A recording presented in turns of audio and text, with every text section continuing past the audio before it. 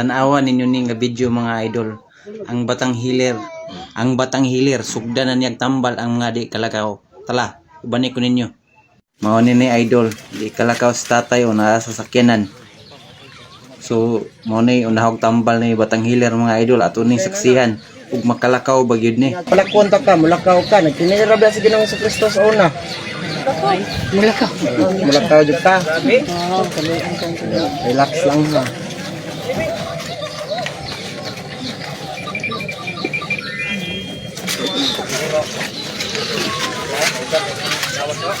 Sa ngalan ni Ginoong Kristo. Sikat naman tayo. Oops.